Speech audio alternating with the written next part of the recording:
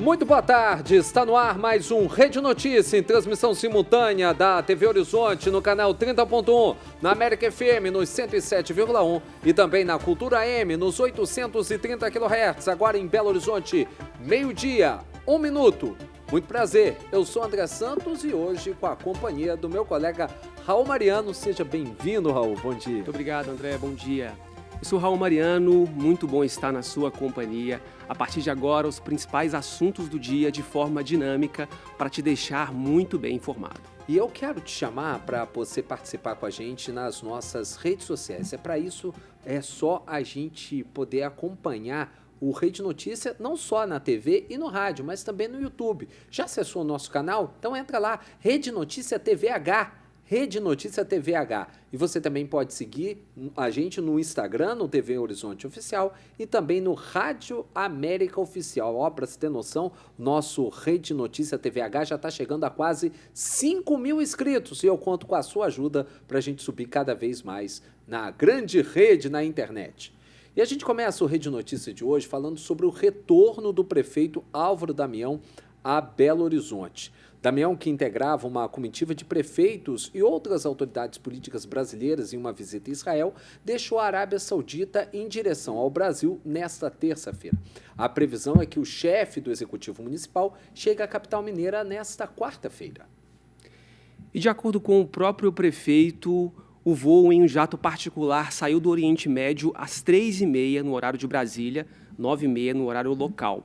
Antes de pousar em João Pessoa, na Paraíba, o voo fará 2 paradas para reabastecimento, na Espanha e em Cabo Verde. Ao sair da Arábia Saudita, Álvaro Damião usou as redes sociais para agradecer a solidariedade recebida desde o início dos ataques entre Israel e Irã. No texto, Damião diz, abre aspas, quero agradecer primeiro a Deus e, em seguida, agradecer de coração as incontáveis pessoas que mandaram mensagens carinhosas e pediram proteção para todos nós em suas orações.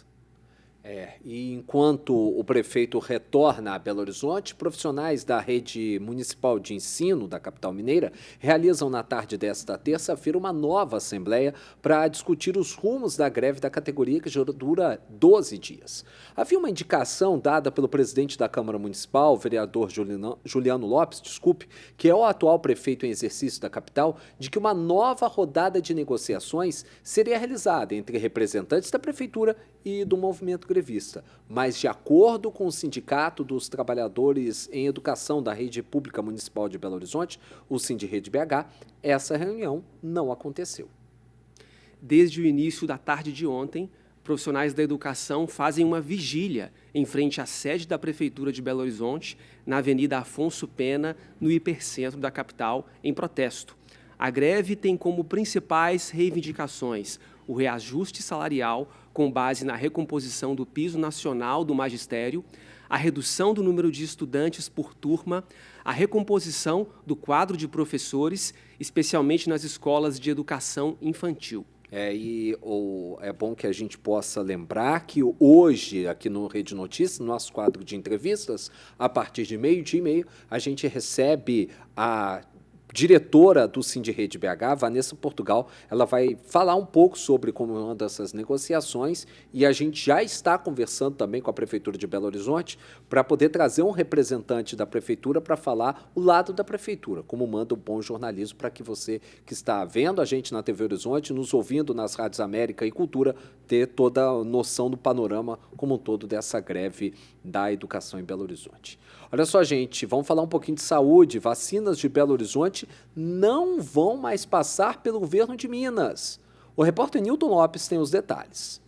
O ministro da Saúde, Alexandre Padilha, fez importantes anúncios voltados para a rede SUS de Minas Gerais durante a participação do CONASENS, o Congresso do Conselho Nacional de Secretarias Municipais de Saúde, que é realizado até a próxima quarta-feira, dia 18, no Expo Minas, em Belo Horizonte. Padilha destacou o programa Agora Tem Especialistas, uma iniciativa do Ministério da Saúde com o objetivo de reduzir o tempo de espera por atendimentos no SUS. O ministro também anunciou que o governo federal deve enviar todas as vacinas distribuídas pelo SUS diretamente para a Prefeitura de Belo Horizonte. A gente tem monitorado, porque a gente tem observado que tem diminuído a reclamação de municípios sobre a vacina não ter chegado, mas ainda tem, né, o último dado mostrou que 30% dos municípios apontam isso como um problema, era 60% no final do ano passado, então caiu pela metade de dezembro de 2024 para maio de 2025, mas o Ministério ainda está atento a isso, especialmente aqui no estado de Minas Gerais, porque 70% dos municípios apontaram falta de 2 a 3 vacinas, das 50 vacinas que são disponíveis aqui em Minas Gerais. Então, desde a semana passada, mandamos um grupo específico do programa de vacinação, junto com a Secretaria Estadual, junto com os municípios, vamos fazer uma oficina específica para a situação de Minas Gerais aqui no Congresso. E tudo que for necessário o Ministério vai fazer. Por exemplo, se o Ministério precisar, para facilitar, agilizar a vacina em Minas Gerais, fazer uma entrega para a Secretaria Estadual e uma entrega separada para a capital, porque a capital tem reclamado sobre isso, que às vezes demora para sair do estado até a capital, ou o Ministério da Saúde fará uma entrega direto para a capital. Nós vamos decidir isso essa semana. Repórter Newton Lopes. Belo Horizonte superou a marca de 1.100.000 pessoas vacinadas contra a gripe. Desde o início da campanha, em abril desse ano, 74,6% das pessoas dos grupos definidos como prioritários pelo Ministério da Saúde foram imunizadas. A meta é de 90%. Nos últimos 6 finais de semana, a Prefeitura de BH ofereceu doses da vacina contra a gripe em praças, parques, shoppings e estações de ônibus. Para se ter uma ideia, somente no último fim de semana foram imunizadas mais de 1.500 pessoas. O imunizante que protege contra os vírus influenza, o A, o H1N1 e o H3N2 e também a influenza B, segue disponível nos 153 centros de saúde, no Serviço de Atenção à Saúde do Viajante e em pontos extras. Os endereços podem ser verificados no site da Prefeitura, pbh.gov.br.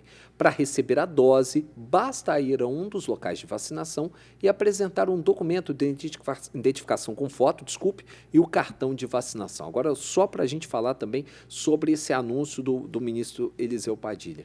Eu não sei o que está acontecendo com a situação da vacinação no Brasil. Houve um desmantelamento de um sistema que funcionava e funcionava de maneira correta. Infelizmente, isso não existe mais, mas é necessário que isso volte a acontecer. Tem um dado da da Associação Mineira dos Municípios, falando que pelo menos metade dos municípios de Minas Gerais sofrem com falta de algum tipo de vacina tida daquelas essenciais, do calendário nacional de vacinação programado pelo SUS. Por que a gente está fazendo isso com o nosso país? Por que a gente está fazendo isso com as nossas crianças? É a hora quem tem a caneta na mão, botar um pouquinho a mãozinha na consciência e resolver esse problema. 4 pessoas foram presas após uma operação da Polícia Civil contra uma quadrilha especializada que cometia furtos e roubos em propriedades agrícolas, localizadas em Eloy Mendes, no sul do estado. As investigações da polícia, que duraram 7 meses, identificaram que a quadrilha invadia pequenas, médias e grandes propriedades agrícolas para levar insumos e defensivos agrícolas, além de ferramentas e equipamentos. 10 mandados de busca e apreensão foram cumpridos. Armas de fogo, celulares, uma grande quantidade de dinheiro em espécie que estavam com suspeitos foram apreendidos. Além disso, sacas de café, ferramentas e maquinários agrícolas foram recuperados pelos policiais. E ainda falando em ações da polícia, dessa vez em Belo Horizonte, a Polícia Militar desencadeou uma operação contra uma quadrilha especializada em tráfico de drogas, que agia nos bairros São Geraldo e Casa Branca, na região leste da capital mineira. De acordo com a Polícia Militar, 3 pessoas foram presas, entre elas 2 policiais militares, um da ativa e outro aposentado. Vamos ao vivo agora conversar com a repórter Erlane Grace, que acompanhou uma coletiva de imprensa que aconteceu agora há pouco, dada pela Polícia Militar, para trazer detalhes dessa operação. Muito boa tarde, Erlane. Boa tarde, André, Raul e a todos que nos acompanham no Rede Notícia. André, uma operação ela foi deflagrada hoje, né, pela Polícia Militar aqui em Belo Horizonte. Até o momento, terminou com 6 prisões. Entre elas, 2 policiais militares envolvidos. Um era cabo da tenente, está na ativa, e o outro é um tenente da reserva. Essa ação foi desencadeada no bairro São Geraldo e no bairro Casa Branca. O principal alvo é um suspeito ligado a uma organização criminosa. Essa ocorrência, André, ela ainda segue em andamento, mas a PM já confirmou aí a apreensão de 94 barras de maconha, armas, munição e também foi apreendido um drone que seria usado pelos envolvidos, né, pela quadrilha para também monitorar a região devido aí ao tráfico de drogas. Os 2 policiais, detalhe, eles são pai e filho e todo o material encontrado, né, as drogas não foram ainda associadas aos policiais. Associadas aos policiais, até o momento, são as armas e as munições. A coletiva aconteceu aqui na Rua da Bahia 2115, aqui na assessoria de imprensa da Polícia Militar, e ainda está em andamento e vamos continuar acompanhando esse caso com mais detalhes ao longo da nossa programação. Agora é com vocês aí no estúdio. Obrigado, Hernani. Agora, Raul, quando a gente para e pensa que a gente vê 2 agentes públicos, né, pai e filho, um oficial da Polícia Militar, um tenente, que inspira o filho, ou deveria inspirar o filho a ser um bom policial, que é um cabo, mas ao mesmo tempo estão ali fardados, usando uma estrutura do Estado para praticar crimes. Aí é que eu acho que esse ainda é pior bandido do que o cara que é bandido mesmo, porque ele se usufrui de toda a estrutura que ele tem, toda a salvaguarda, toda a identidade de ser um oficial da lei para praticar crime, né? É uma coisa absurda, né? Realmente. Olha só, gente, a gente tem um outro caso, também foi terrível e que inundou as redes sociais durante os últimos dias. Tá? Daqui a pouco a gente vai trazer essa informação, vai trazer as imagens, mas mesmo assim vamos falar da informação como um todo. Tá. Primeiro, antes desse caso, que inundou as redes sociais, com uma agressão fútil e banal de um homem contra uma criança, a gente quer falar sobre um dado muito, mas muito terrível, vindo direto do Observatório de Segurança Pública do Estado de Minas Gerais. Presta atenção nesse caso. A Gabriela Salles vai trazer essa informação que a cada 2 horas um idoso sofre algum tipo de agressão aqui em Minas Gerais. As informações com a Gabriela Salles. O número de casos de violência contra idoso em Minas Gerais cresceu 73% em 5 anos. Os dados do Observatório de Segurança Pública do Estado mostram que entre janeiro e abril deste ano foram registrados 7.651 crimes contra a pessoa com mais de 60 anos, uma média de 2 denúncias por hora. Ainda de acordo com o observatório, os tipos de crimes cometidos contra a pessoa idosa em Minas Gerais estão os casos de estelionato, furto, ameaça e agressão. O observatório destacou também que este início de ano foi o mais violento para os idosos nos últimos 5 anos. Para chamar a atenção do tema, a partir de hoje, a fachada da Câmara Municipal de Belo Horizonte está iluminada com a cor da campanha Junho Violeta. O objetivo da ação é alertar a sociedade sobre todas as formas de violência contra a pessoa idosa. Repórter Gabriela Salles. Um homem de 41 anos agrediu uma criança de 4 anos durante uma apresentação de festa junina de uma escola infantil no Distrito Federal, em Brasília. De acordo com as informações divulgadas nas redes sociais, o homem seria o pai de um colega de turma do menino que foi agredido e que a ação foi motivada porque o filho estaria sofrendo bullying com frequência pela criança agredida. Olha só, gente, no vídeo que a gente até pede desculpas para você, telespectador da TV Horizonte, quem é a gente que está com a gente no YouTube, que nós vamos veicular agora, é possível ver o momento da agressão, quando o homem invade o palco e derruba a criança, chocando todas as pessoas presentes. O homem chegou a ser preso, mas foi liberado após assinar um termo circunstanciado na delegacia de polícia. Aonde está a cabeça do ser humano para cometer um tipo de barbárie dessa? Aí depois ela, claro que tomou, né, um revide, né, do pai dessa criança que foi agredido, mas a que ponto que a gente está chegando, gente? Que mundo é esse? Que ser humano é esse? Onde está a empatia do ser humano?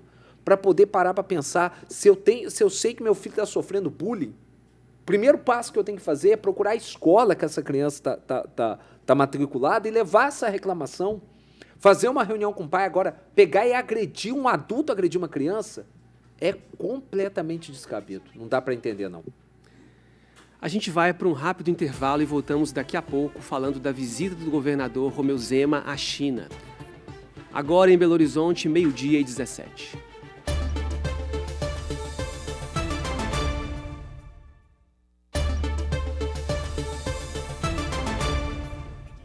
Estamos de volta agora em Belo Horizonte, 12h20. O governo de Minas pede à China para suspender parcialmente os embargos à carne de frango que são produzidos em granjas de Minas Gerais. A informação com a repórter Gabriela Salles está de volta. Em visita à China, o governador Romeu Zema se reuniu com representantes do comércio exterior chinês na tentativa de suspender parcialmente os embargos à carne de frango brasileira.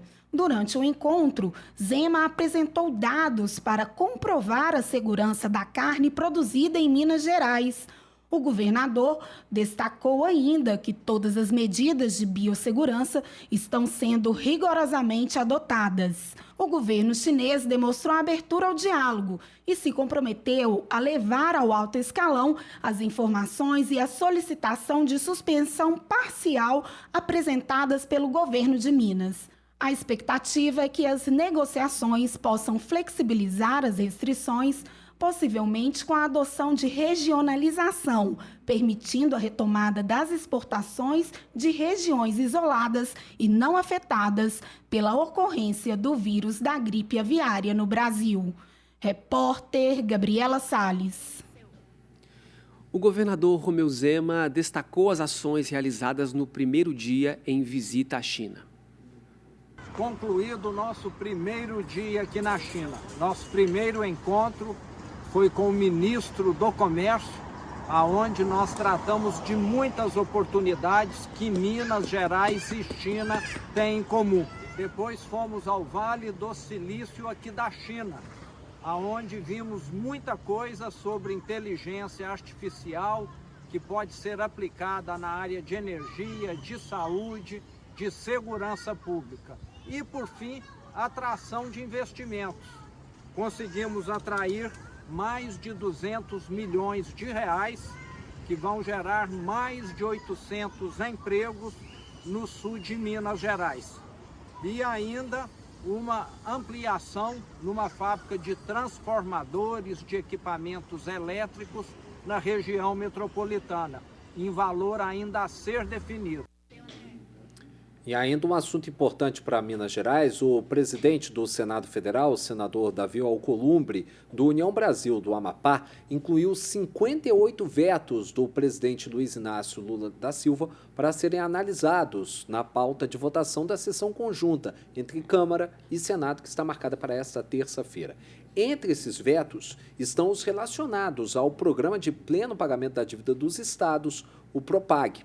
A derrubada desses vetos é uma reivindicação do governador de Minas Gerais, Romeu Zema, do governador do Rio de Janeiro, Cláudio Castro, e do Rio Grande do Sul, Eduardo Leite. Segundo cálculos da Secretaria de Estado de Fazenda, apresentados para a bancada de deputados federais mineiros, os vetos do presidente teriam um impacto na dívida de mais de 6 bilhões de reais somente em 2026.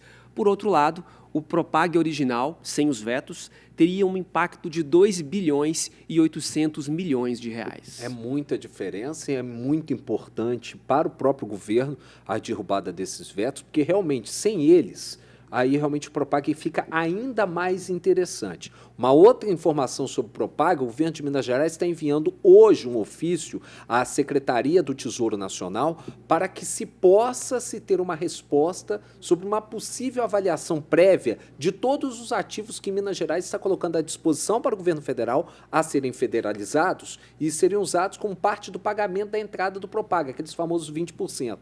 Por que o governo quer isso? Ele quer uma avaliação prévia para se ter uma estimativa de quanto esses ativos valem, para aí sim fazer com que se avancem as negociações e as votações na Assembleia Legislativa em relação à autorização para que esses ativos sejam federalizados. Hoje tem uma informação importante, tem uma reunião importante na Comissão de Administração Pública da Assembleia Legislativa de Minas Gerais, que o projeto de lei que autoriza a federalização da Codemig vai ser analisado hoje pelos deputados em algo muito importante.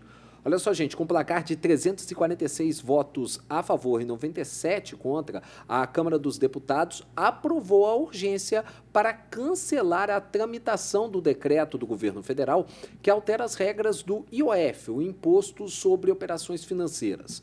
O pedido de votação de urgência para derrubar o decreto do IOF foi solicitado pelo deputado Zucco, do PL.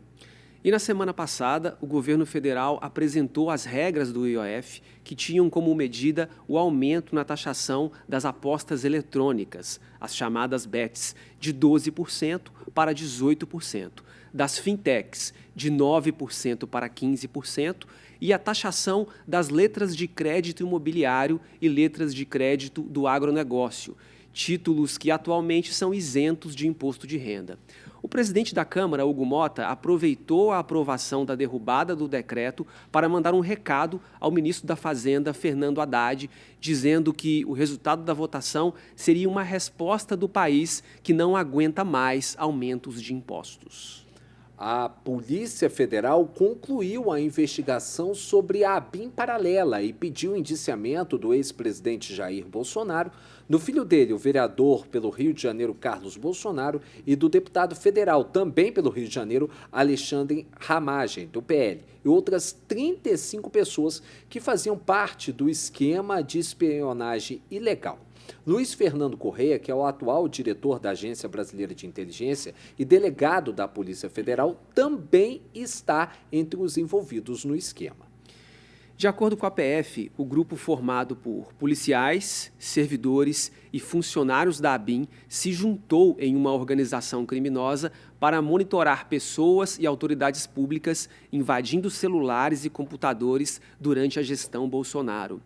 Entre os alvos do grupo estava o ministro do STF, Alexandre de Moraes, os ex-presidentes da Câmara dos Deputados, Arthur Lira, do PP de Alagoas, e Rodrigo Maia, além do senador Renan Calheiros, do MDB de Alagoas, e outros supostos inimigos de Bolsonaro. Gente, o fato é que se realmente se demonstrar que se tem culpabilidade de utilizar o órgão público, a Agência Brasileira de Inteligência, para espionar a autoridade, 64 já ficou para trás, ó. Tem muito tempo. Vamos começar com o nosso noticiário internacional, gente. Em mais um dia de ataques mútuos, Israel e Irã usaram os meios de comunicação para informar sobre esses ataques realizados pelos dois países nesta terça-feira. O governo israelense confirmou um bombardeio a um prédio de uma TV estatal do Irã durante uma transmissão ao vivo. O governo de Tel Aviv afirmou ainda que o Irã lançou uma nova leva de mísseis em direção ao território israelense e sirenes foram acionadas na capital Tel Aviv. O governo de Teherã informou que um ataque feito por mísseis balísticos atingiu a sede da Mossad, a polícia secreta de Israel, em Tel Aviv.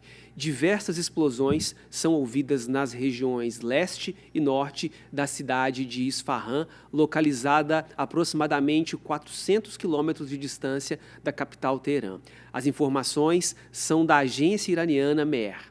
Ao menos 224 pessoas morreram no Irã e 24 em Israel nas trocas de ataques entre os dois países, segundo a última atualização das autoridades locais na segunda-feira. Ainda a gente falando rapidinho sobre a questão internacional, né? O premier de Israel, Benjamin Netanyahu, chegou a dizer que Israel pensava na possibilidade de cometer um ataque contra o líder supremo do Irã, o Ayatollah Khamenei.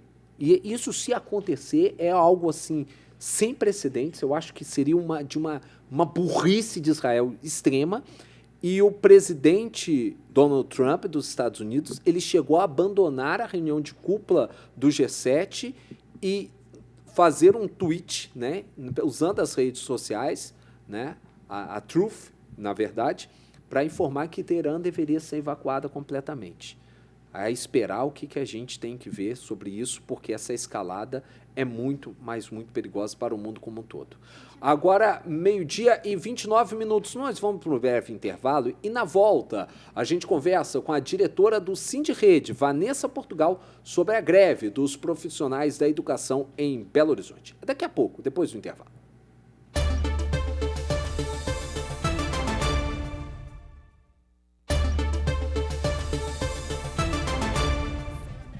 Voltamos agora com Rede Notícia, em Belo Horizonte, 12:33. E no nosso quadro de entrevistas, a gente recebe hoje a diretora do Sindirede BH, Vanessa Portugal, para a gente falar sobre esse movimento grevista que já entra no 12º dia e paralisa as aulas em Belo Horizonte. Vanessa, obrigado por ter concedido o nosso pedido, o nosso convite, estar aqui com hoje. A gente sabe que mais tarde, daqui a pouquinho, tem uma assembleia às 14h.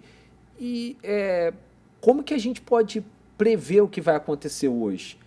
Eu tenho um sentimento que, pelo que a gente tem de informação, infelizmente a greve deve permanecer, né, Vanessa? Porque a greve é um movimento justo, é um movimento que todo mundo tem direito de fazer, reivindicar melhor condição de trabalho, melhor salário, mas ninguém quer fazer greve, né, Vanessa? Claro. Boa tarde.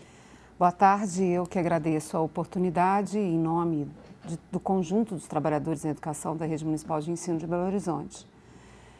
Toda assembleia tem o poder de tomar a sua própria decisão, mas em função da força do movimento, da força das últimas assembleias e da ausência de novas propostas por parte da prefeitura, o mais provável é que de fato a greve continue. E claro, gente, a greve é muito difícil para todo mundo. A greve é difícil para os trabalhadores em educação, a greve é difícil para as famílias e a greve é difícil para os estudantes, né? As greves só ocorrem por extrema necessidade, né? As pessoas dizem, mas a educação faz greve quase todo ano. E é verdade. E isso é uma coisa que as pessoas deviam perguntar. Por que a educação é tão abandonada? Embora seja sempre prioridade nas campanhas eleitorais, acabam sendo sempre tão abandonadas e que nos obrigam a fazer greve quase todo ano. E se assim não fosse, a situação das escolas estaria muito pior do que está hoje, né? Então, a gente imagina que a greve vai continuar. A prefeitura não apresentou nenhuma proposta. O prefeito em exercício, Juliano Lopes, havia dado uma entrevista na quinta-feira, dizendo que haveriam negociações no dia de ontem, mas elas não aconteceram. Nós ficamos na porta da prefeitura o dia inteiro esperando a negociação, mas elas, infelizmente, não aconteceram. Então, o que nós imaginamos é que a greve, de fato, deva continuar. Vanessa, hoje, quais são as principais reivindicações do sindicato? O que está sendo colocado na mesa para se discutir com a prefeitura? Bom, a gota d'água que fez, de fato, a greve ter tanta força foi a proposta da prefeitura de 2,49% de reajuste. O que a prefeitura alega? Ela alega que na gestão do FOAD, o ano passado, ela teria zerado as perdas e que, portanto, ela estaria dando as perdas inflacionárias de janeiro a abril. Isso não é verdade, né? Nós temos uma perda acumulada, perda inflacionária de 37%. O nosso salário vale mais de 1/3 a menos do que ele valia algumas décadas atrás. Quanto hoje é o piso em Belo Horizonte, Vanessa? Hoje o salário base está por volta de R$ 3.400. E o piso nacional? O piso nacional, quase R$ 6.000, na verdade. Que é o que vocês pedem que haja uma equiparação, né? Exatamente.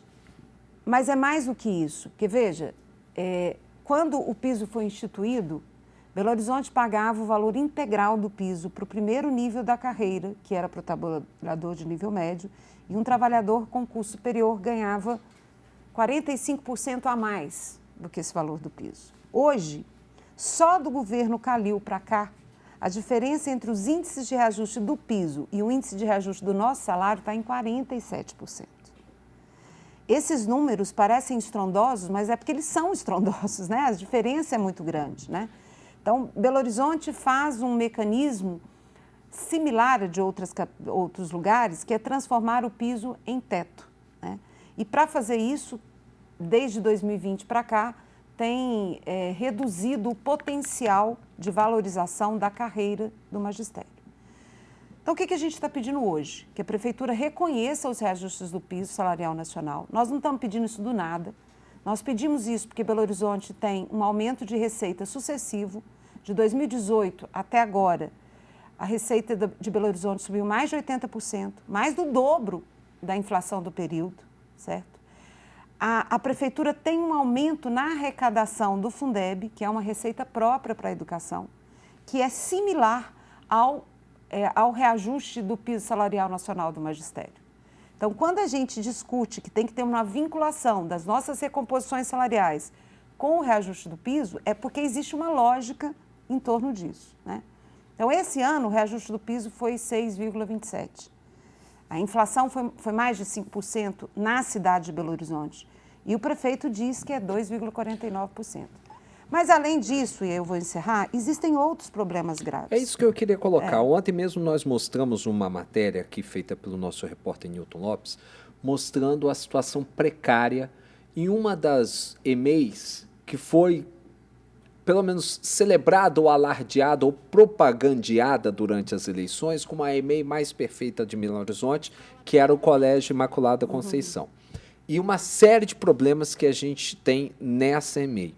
Problemas de infraestrutura, problemas de falta de pessoal de apoio, que é uma das grandes reclamações que vocês fazem, problema na superlotação das salas de aula.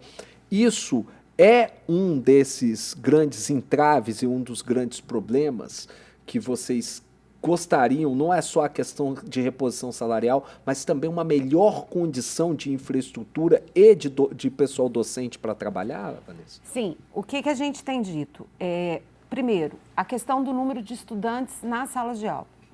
Nós chegamos a apresentar um projeto à Câmara 2 anos atrás, e essa é uma situação decisiva para o processo educacional na cidade, né? A complexidade da educação aumentou muito, né? Porque a escola recebe as crianças na sua diversidade e tem que receber, essa é uma defesa nossa, com as suas deficiências, com as suas questões. São as crianças reais que nós temos, ela tem que vir para a escola. Mas tem que ter uma estrutura de atendimento, né? Então, a redução do número de alunos por turma, houve uma redução drástica do número de professores nas escolas de educação infantil.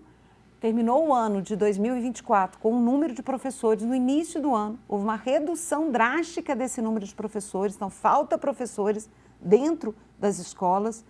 A questão da nossa carreira, que precisa ser reestruturada, a correção de uma defasagem que foi criada para os aposentados, né? Porque a gente não pode abandonar os trabalhadores aposentados, e a questão do nosso tempo de planejamento. Tudo isso são questões muito importantes. Perfeito. Hoje vocês conseguem mensurar quantas escolas estão paralisadas e quantos professores aderiram à greve, para a gente ter uma dimensão do tamanho da paralisação? Nós temos quase 90% das escolas envolvidas na greve. Isso deve corresponder hoje, porque isso varia de um dia para o outro, né? Por volta de 70% dos profissionais em educação. Mas a greve é muito forte na cidade, né? Justamente por esses motivos que a gente disse. Vanessa, teve algo que parece que foi como caísse uma bomba atômica no meio de vocês, que foi uma nota veiculada pela Prefeitura de Belo Horizonte, afirmando que a média salarial dos profissionais da educação ultrapassaria a casa de R$10 mil. Eram 13 mil. Né? Falaram em 13 mil, não foi isso? Isso, somado à viagem do prefeito Álvaro Damião a Israel e tudo que aconteceu durante a última semana, fez com que essa adesão ao movimento grevista aumentasse ainda mais e a indignação em vocês ficasse ainda maior? Como que vocês estão vendo esse panorama como um todo? Uma nota que apresenta um valor que é completamente falso, diferente em relação àquilo que vocês colocam, e no meio disso tudo o prefeito indo para Israel e ficar passeando em bunker durante esse período todo, que foi infelizmente o que acabou acontecendo. Eu não sei se aumentou o número de grevistas, mas aumentou a indignação, porque o número de grevistas já estava alto desde o início. Isso é um absurdo completo, porque essa tentativa de desmoralizar os trabalhadores em educação, primeiro que ele diz que é a média do salário de trabalhadores que têm 2 cargos. O que é isso? O que é trabalhador que tem 2 cargos? São trabalhadores com curso superior, com pós-graduação, que trabalham 10 horas por dia dentro da escola, e que essa seria a média salarial. Bom, se fosse, não dava para dizer também que era um grande salário, né? Mas não é. Não é essa a realidade. Isso é literalmente mentira. Existem trabalhadores que, nessa condição que eu disse, que têm 2 cargos, trabalham 10 horas por dia dentro da escola, que têm curso superior e alguns cursos de pós-graduação e alguns anos já na prefeitura que ganham R$13 mil, nessa situação, nessa totalidade, brutos, existem. Isso é a média salarial da categoria? De nenhuma forma, em nenhuma hipótese tem como chegar nisso. Nenhuma hipótese. Então, é usar um dado de absoluta má-fé para tentar desvalorizar os trabalhadores da educação. Essa ida para Israel é um absurdo por vários motivos. Primeiro, porque é parte de um conflito internacional. Ele não foi lá como Damião, ele foi como prefeito de Belo Horizonte, ele não tinha o direito de tomar esse posicionamento. Agora, independente disso, gente, as pessoas esquecem que a prioridade de ações do município é a educação e saúde. Na divisão de tarefas da federação, do estado, dos municípios, a prioridade do município é a educação e saúde. O prefeito não pode simplesmente sair da cidade. E de uma atitude, de uma inabilidade, de uma falta de, enfim, não sei qual que é o termo correto para usar, ir para o Estado de Israel e ficar fazendo vídeo como se fosse vítima de alguma coisa. Ele sabia o que estava acontecendo lá. Foi fazer o quê lá? Então, isso não faz o menor sentido. E outra coisa, o último secretário de Educação foi afastado por uma decisão do Supremo em função de uma investigação da Polícia Federal que concluiu que ele era culpado de corrupção na Bahia. Quem é esse secretário? Esse secretário veio da Bahia para cá, trazido pelo FUAD, o ano passado, como moeda política de apoio para a sua candidatura. Ele foi indicado pela União Brasil, que é o partido do Álvaro Damião. Já havia investigação sobre fraude e corrupção quando ele é trazido para cá. E tem 150 milhões em contratos realizados por ele em um ano de dinheiro da educação que está sob investigação da controladoria do município. Então, isso tudo gera muita indignação. Porque para onde está indo o dinheiro da educação? E é sobre isso, não só sobre a situação do ex-secretário de Educação de Belo Horizonte, mas também as sucessivas trocas que a pasta sofreu nos últimos anos, tanto na gestão Calil, mas em especial na gestão Fuad Noman, que a gente quer conversar um pouco no próximo bloco, depois do intervalo. Rede Notícia vai para o intervalo rapidinho e na volta a gente continua conversando com a diretora do Sendirrede, Vanessa Portugal, sobre não só a greve dos profissionais da educação em Belo Horizonte, mas a situação desse setor na capital mineira. Daqui a pouquinho a gente volta.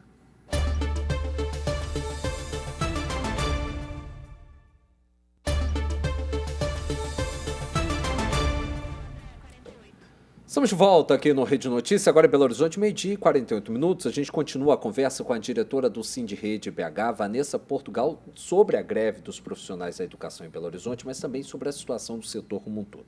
Vanessa, no fim do bloco passado, você começou falando sobre o Bruno Barral, todo o escândalo que levou numa canetada do STF, depois de uma operação policial que resultou na prisão dele, inclusive, né? O afastamento do ex-secretário de Educação na capital mineira. Mas o Bruno Barral só foi mais um dos secretários que Fouad Noman promoveu na secretaria, à frente da Secretaria de Educação em Belo Horizonte. Foram 4 durante o período que ele teve à frente da prefeitura.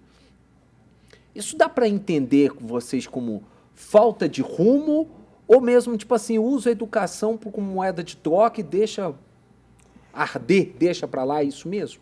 É isso mesmo. A educação, apesar dela ter recursos insuficientes, e é insuficiente mesmo, a educação ainda tem um negócio que se chama vinculação de receita, né? Então, ela acaba tendo uma receita própria, que é claro, que é insuficiente para um montante de demandas da cidade, mas que tem um dinheiro ali carimbado. Então, é uma pasta que gera interesses. Além de ter dinheiro rolando, é uma pasta que tem visibilidade social, certo? Porque a educação é visível na cidade. Então, de fato, foi usado pelo Fouad nas tentativas de composição política para o acordo eleitoral. Então, no primeiro momento, havia uma tentativa de acordo com o grupo do Marcelo Aro. Foram 2 secretários indicados por esse grupo, não ficaram. O primeiro, por questões de não ter dado certo mesmo, não ter tido acordo com algumas coisas e saiu. E a segunda sai porque não firmou o acordo com o Aro, né? E depois, como eu disse, a secretaria é dada para o União Brasil, que indica o Barral, né?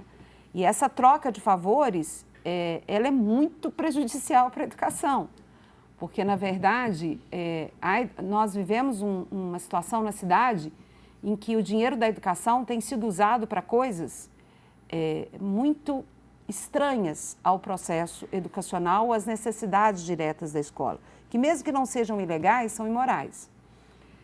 Isso chegou a um ápice com o Barral, mas é óbvio que também não surge com o Barral. Então, nós já tivemos situações do dinheiro da educação ser utilizado para reformar campos de futebol das comunidades, que é absolutamente legítimo que a prefeitura cuide dos campos de futebol da cidade, mas não é tirar o dinheiro da alfabetização da criança para colocar no campo de futebol, está errado. Reformar praças. Tivemos compras de apostilas que não tinha nenhuma ligação concreta com nenhum projeto pedagógico, nenhuma validade pedagógica, no valor de 25 milhões. E, recentemente, como eu disse no outro bloco, são contratos na ordem de 150 milhões que estão sendo investigados, né? Então, isso é muito dinheiro. E é um dinheiro que é muito dinheiro para se perder. E é um dinheiro que faz muita falta lá dentro da escola, né? Lá no momento em que você tem que ter professor suficiente para atender as crianças, que você tem que ter materialidade para atender as crianças, né? Que você tem que ter estruturação das escolas para atender as crianças e que sim, gente, tem que ter valorização salarial dos profissionais da educação. Porque a prefeitura perde quando os salários dela ficam muito rebaixados, né? Ela perde trabalhadores que passam a abandonar. Já não está fácil ser professor, já não está fácil conseguir gente que queira ser professor, né? Então, essa é uma realidade que a gente vive e difícil e que precisa ser denunciada, precisa ser lembrada para que não volte a acontecer. E, Vanessa, durante todo esse período que vocês vêm tentando negociações com a prefeitura, quais têm sido os argumentos que eles apresentam para não, né, oferecer o reajuste que é reivindicado pela categoria? A prefeitura alega que 2025 tem uma previsão de queda de arrecadação. Mas a gente ainda não conseguiu checar isso porque a prefeitura não lançou ainda todos os dados da sua arrecadação, receita, agora desse primeiro semestre de 2025, aonde deveria lançar, né? Nos órgãos de controle, que é onde, em geral, a gente pega as informações para fazer os nossos estudos. E ela alega que em 2024 ela teria zerado as perdas salariais de 2024 e que, portanto, o que é devido a isso. O que ela desconhece é o que está para trás, né? Porque o reajuste de 2024 ele vem para responder uma situação que está para trás e não para gerar a perda da inflação do próprio ano, né? E como eu disse aqui no primeiro bloco, isso não condiz com a realidade. Nós temos uma perda inflacionária enorme, que é por volta de 37%, e as diferenças de reajuste entre o piso e o salário somente do governo Calil para cá é de 47%. Vanessa, você está dentro da educação muitos e muitos anos. Quem vive em Belo Horizonte, 33 anos. Quem vive em Belo Horizonte sabe da sua luta, sabe que você está envolvida na educação todo esse tempo e sempre à frente do movimento sindical, sempre à frente da categoria. A gente sempre fala muito dos problemas da educação no município. O que nos últimos anos foi um acerto e que pode ser tido como algo que pode ser mirado, como algo que a gente pode levar para ainda melhor na nossa capital? Eu não sei se não é política dos últimos anos, mas políticas antigas, lá do final da década de 80, início da década de 90, e por causa de muita briga Belo Horizonte manteve. E eu acho que esses são os melhores exemplos. O que nós temos hoje? Apesar da gente ter uma terceirização enorme no município, e é muito negativo, porque também isso é um escoamento de recursos para empresas de terceirização, né, e não constrói um quadro de profissionais da educação mais sólido, porque a educação não se faz só com professor. Professor no município de Belo Horizonte ainda são todos concursados. Como não acontece, por exemplo, em relação ao Estado. Você tem os taxas e por aí vai. Né? Exatamente. Isso é muito importante, porque é o que eu digo, ainda em Belo Horizonte, o professor de Belo Horizonte ele tem uma perspectiva de fazer carreira, de se aposentar naquele lugar. Então, ele tem um interesse na preservação daquele espaço, em estabelecer laços com a comunidade, estabelece laços com a comunidade, porque ele fica na mesma escola durante muito tempo, né? Então, essas são formas de troca que favorecem muito o processo educacional.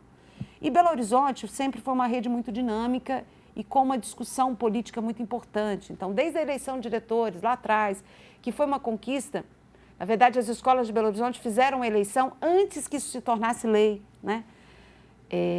É uma escola que é uma rede que tem ainda um potencial de elaboração pedagógica importante, que apesar de todos os ataques que nós vamos vivenciando, a escola prevalece. Então, por exemplo, essa discussão de que as crianças com deficiência e o fim das escolas especiais, que as crianças deviam vir para dentro das escolas que atendem o conjunto das crianças, foi uma discussão e uma reivindicação antiga construída pelos próprios profissionais em educação. E os profissionais em educação absorvem isso como sendo importante. Só que constrói uma política de exigência para que dê conta de fazer um trabalho de qualidade com essas crianças. Então, tudo isso faz com que a rede de Belo Horizonte não são escolas ruins. São escolas que atendem, que buscam, de todas as formas, atender às necessidades das crianças. Qual é o problema? Nós vivemos com uma contradição enorme, né, o tempo todo. Como eu disse, você entra numa escola, não tem um dia sequer que não faltam 2, 3 professores, porque o número de professores é insuficiente. E você tem uma roda viva. O adoecimento da categoria é muito pesado. E é pesado aqui e é pesado no país inteiro. E é um desconhecimento por parte do poder público ou uma ausência de políticas para resolver essa situação. Vanessa, a gente quer agradecer muito a sua presença aqui, espaço do Rede Notícia, da TV Horizonte, da Rádio América, da Rádio Cultura, sempre aberto a vocês. Muito obrigado e a gente espera que realmente a gente tenha debates ainda mais aprofundados sobre a educação. Não se muda uma sociedade se não for por intermédio da educação, não se constrói um lugar melhor para a gente viver como seres humanos, numa sociedade mais inclusiva, numa sociedade que dialogue mais, respeite mais, que não comece dentro das salas de aula e dentro da educação como um todo. Muito obrigado, Vanessa. Eu que agradeço mais uma vez, termino pedindo muito apoio às comunidades escolares, né, para o nosso trabalho e, enfim, continuamos na luta até que a gente vença. Enquanto não vencermos é porque a luta não acabou. Olha só, gente, uma notícia de última hora. O ministro Alexandre de Moraes, do Supremo Tribunal Federal, negou agora há pouco o pedido feito pela defesa do ex-presidente Jair Bolsonaro para anular o acordo de delação premiada do tenente-coronel Mauro Cid, ex-ajudante de ordens do ex-presidente Jair Bolsonaro. A solicitação foi apresentada na ação que investiga uma possível tentativa de golpe de Estado após as eleições de 2022. Na decisão, Moraes classificou o pedido como protelatório e fora do momento adequado do processo. Ele ressaltou ainda que o atual estágio da ação penal serve apenas para permitir diligências pontuais e relevantes e não para discutir a validade de acordos já homologados. Agora, na sequência da programação da TV Horizonte, da Rádio América FM e também da Cultura M, você fica com o Bola na Rede, Júnior Brasil e as notícias do esporte. Eu mais uma vez vou pedir, entre no nosso canal do YouTube, Rede Notícia TVH. Daqui a pouco essa entrevista e a íntegra do programa vão estar lá para você entrar. Entre, se inscreva, ative as notificações e compartilhe o nosso conteúdo. Rede Notícia volta amanhã, ao meio-dia. Uma boa terça-feira, fique com Deus e até amanhã.